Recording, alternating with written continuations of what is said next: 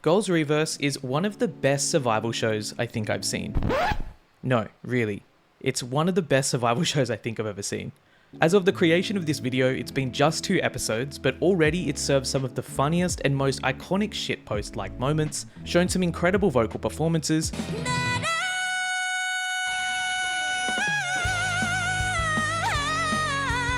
and introduced an entirely new format to the K-pop scene for survival shows by breaking industry barriers with the introduction of the virtual idol survival show. So what is it? Well, to summarize it as best as I can, Girls Reverse is a virtual survival show produced by Kakao Entertainment, and it features 30 already debuted idols who are either solo artists, members of lesser known girl groups, and even disbanded groups. Similar to The Voice and its blind audition phase, or even the hit Korean music program King of Masked Singer, the premise of the show is to have the also virtual live audience and viewers vote for a final lineup of 5 girls by assessing their vocal and performance skills through virtual avatars in a virtual environment. Now, the true identities of the contestants won't be revealed until they've been eliminated, which, by the way, is perhaps one of the most surprising and hilarious aspects of this entire show. In episode 1, the contestants, also known as Vs, standing for virtual, appear in a green, field-like environment with a large hill in the background. Once girls are eliminated, they die, just like in a game, and they are then buried in the hill at the back in episode 1. As much as every single cell in my body wants to say that you can't make this stuff up, thankfully, Kakao has. So far, fans have figured out just on voice and mannerisms alone that idols like former aizwan leader and now soloist Kwon Eunbi are participating, along with the likes of contestants like Weekly's Jaehee and Monday, Apink's Hayoung, Cherry Bullet's Haeyoon and Bora, former IOI and Priston's Nayoung, Loona's Olivia Hye and Heejin, and many more. In addition to this, the show is hosted by an MC by the name of Boom, a former rapper, artist, and current media personality himself, along with judges like Street Woman Fighter dance crew Hook's Aiki, SES's Bada, and TV character Pengsu. The show's dynamic is frankly absolutely insane, and whilst it looks like it's just a survival show parody on the surface, the outcomes of the show, the pursuit of virtual idols in the K-pop scene, and also the way in which this show differs completely from others in as much as it changes the way that people and idols interact with each other, is amazing. So far, the fact that the entire show has been presented in such an unserious and comedic way through VR is not only just groundbreaking, but is also one of the reasons why it's so easy to watch. If you're familiar with the popular online game VR Chat and those dynamics, this is essentially everything that you can expect from this show too, and especially in one of the most unfiltered and raw ways, a first for survival shows.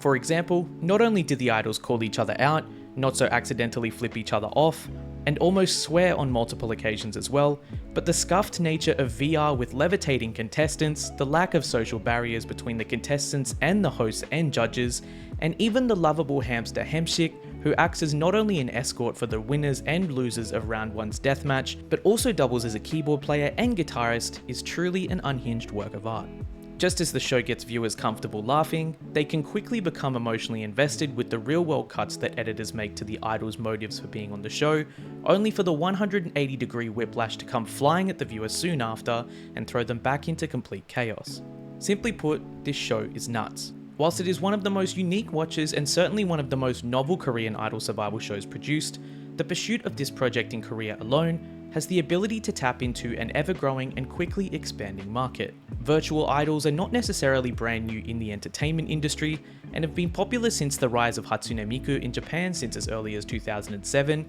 and even since the mid-2010s, VTubers, or virtual YouTubers who utilize avatars, have become increasingly popular in the online space. In addition to this, virtual idols played by real people, much like what we see in Girls Reverse, is a popular and common concept as well. Groups such as Muse, Aqua, Nijigasaki High School Idol Club, and also Liella are perfect examples of this. These groups were actually formed and exist within their respective animes to begin with, but the voice actors who play the idols are actual idols themselves in the real world and are credited with having an actual discography and perform live shows at concerts themselves. A group may be a little more familiar to K-pop fans, virtual K-pop group KDA, which consists of idols Soyeon and Miyeon as permanent members, is also proof that virtual idols can be successful, and the fact that Kakao is expanding into this realm could really be game-changing if it picks up enough traction. KDA are, as stated, a virtual K-pop group created by League of Legends creators Riot Games, but have irregular releases.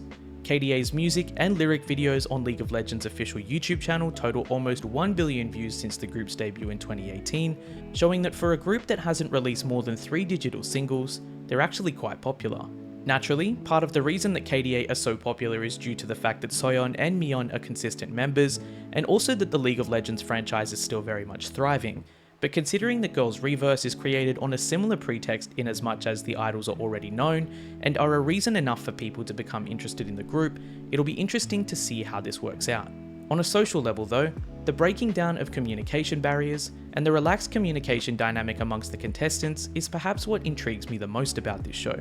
In not only the entertainment industry, but Korean culture in general, the social hierarchy is very much visible and omnipresent, and customs regarding the showing of respect by using honorific speech are frequently observed in everyday Korean culture. In the entertainment industry, like many others in Korea, sonbae and hubae culture exists, whereby juniors will socially defer to their seniors, and as such, establishing one's position within this hierarchy, dependent on the person they're meeting for the first time, is of great importance. First meetings of artists within the K-pop industry are no easy feat, as idols perform social gymnastics not only to distinguish who is the sonbae or hubae in the room, but also in determining age too, as respect to one's elders and establishing that relationship is paramount. The thing about Girls' Reverse though, is that the online nature of this show, and also the fact that the idols are all physically separated by walls during their filming in the real world, means that social customs also seem to somewhat change within the show as well. Adopting their avatars' personas, the contestants of Girls' Reverse seem much more relaxed, with many abandoning honorifics,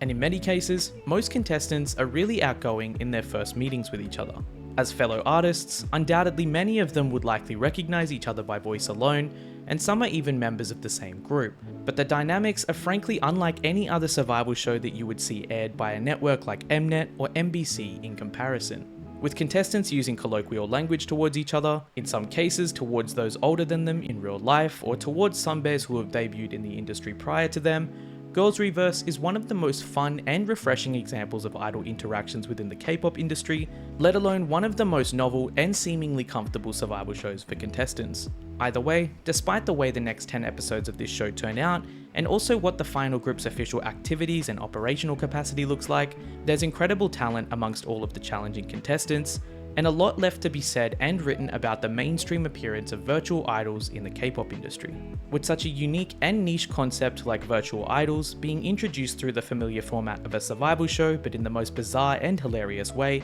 Girls' Reverse is essentially a melting pot of multiple different niche subcultures, bridging the gap between those interested in and part of the K-pop, J-pop, VTuber, anime, and gaming communities.